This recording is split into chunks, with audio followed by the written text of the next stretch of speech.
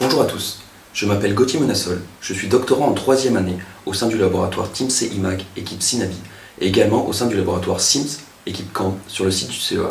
Ma thèse porte sur le développement d'une biocathode abiotique pour une biopile à glucose et oxygène implantable. Cette thèse est dirigée par Lionel Dubois, du CEA, et Donald Martin, du TIMSE IMAG. Elle est également encadrée par Abdelkader Zedda, également du laboratoire TIMSE IMAG. Cette thèse a pour objectif de fournir une alternative aux batteries lithium déjà utilisées comme source d'énergie électrique pour les dispositifs médicaux implantables actifs, comme les pompes à insuline, les neurosimulateurs ou encore les pacemakers. Voilà maintenant quelques années que le laboratoire TIMSE IMAG a développé une biopile enzymatique fonctionnant in vivo dans le corps d'un rat. Cette biopile permet d'obtenir de l'énergie électrique via l'oxydation du glucose et la réduction de l'oxygène grâce à un système de catalyseur enzymatique.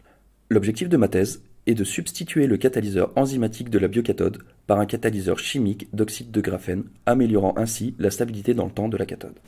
Cette biocathode est composée d'un catalyseur d'oxyde de graphène dopé avec du fer et de l'azote qui est développé par l'équipe de Lionel Dubois au CEA. Ce catalyseur permet la réduction de l'oxygène, il est sous forme de nanoparticules et est électroniquement conducteur. D'autre part, la cathode est composée d'un liant organique qui a pour rôle d'apporter une stabilité mécanique, une perméabilité aux espèces chimiques et est biocompatible. Ainsi, lors de la fabrication d'une biocathode abiotique, il faut prendre en compte les différentes limites du système. Ces limites sont liées au fait que le liant est un isolant électrique, que notre catalyseur a une cinétique de réaction élevée et que la vitesse de diffusion de l'oxygène au sein de la biocathode est, elle, restreinte. Cette thèse est donc une thèse pluridisciplinaire qui met en jeu 3 domaines scientifiques. L'étude des propriétés physico-chimiques des matériaux d'une part, l'analyse des performances électrochimiques d'autre part, ainsi que le domaine de la biologie pour les études de bio- et cytocompatibilité. Il existe 2 méthodes de fabrication des biocathodes. L'une par compression mécanique d'un mélange de catalyseur et solution de liant, une autre méthode via lyophilisation, méthode que j'ai récemment mise au point. Cette deuxième méthode de production par lyophilisation m'a permis d'acquérir des résultats plus prometteurs en termes de performance électrochimique que la méthode initiale par compression. Comme vous pouvez le voir sur cette courbe obtenue en conditions physiologiques à température ambiante, dans un système à 3 électrodes avec électrode de référence au calomèle et en appliquant une tension de 100 mV, j'ai pu obtenir des densités de courant de 2 à 3 fois supérieures à celles obtenues avec des biocathodes compressées. En parallèle, j'ai pu étudier les performances des biocathodes développées par compression via un système de télétransmission développé par l'entreprise Biopic. Ce dispositif permet de mesurer la différence de tension entre 2 électrodes et également d'appliquer une résistance afin d'observer le courant obtenu. Ce dispositif transmet les datas via ondes Bluetooth et permet ainsi de cumuler les datas de nos électrodes. Avec l'aide de Awatef Bentahar, postdoctorante de l'équipe Synabi, j'ai développé 2 biopiles hybrides, chacune d'elles composée d'une bioanode enzymatique et d'une biocathode abiotique. Cette courbe montre la tension aux bornes de nos 2 électrodes obtenues sur plus de 150 jours, et ceci dans des conditions physiologiques. Ce résultat montre la stabilité dans le temps de notre système. Avec la deuxième biopile, j'ai cherché à observer les performances que l'on peut obtenir sur la durée. Ainsi, on peut observer que lorsqu'on applique une résistance en continu de 100 kΩ, on observe une chute de tension sur une durée de 60 jours, puis lorsque l'on cesse d'appliquer une résistance, on observe une remontée en tension sur une période de 15 à 20 jours. Ces résultats, obtenus en conditions physiologiques, sont prometteurs compte tenu du fait que les applications visées sollicitent le dispositif sur des périodes bien plus courtes et plus fréquentes.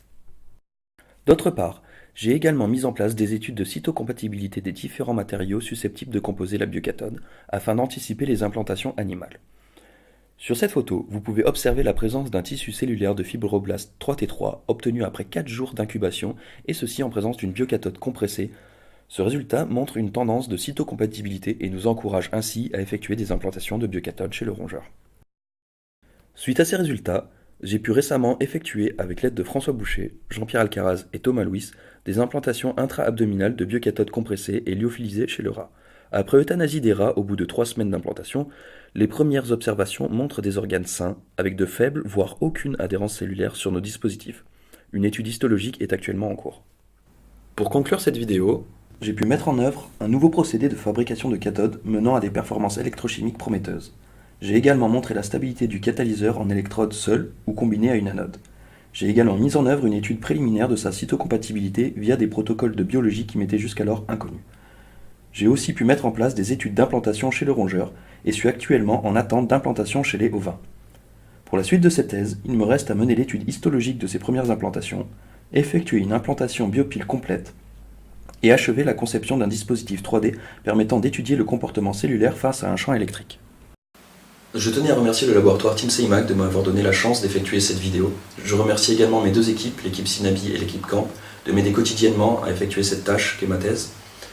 Je remercie également Céline Beaujean, Jacques Tellu, François Boucher et le professeur Penkej Vadgama de l'université Queen Mary. Je vous remercie vous pour votre attention. Merci.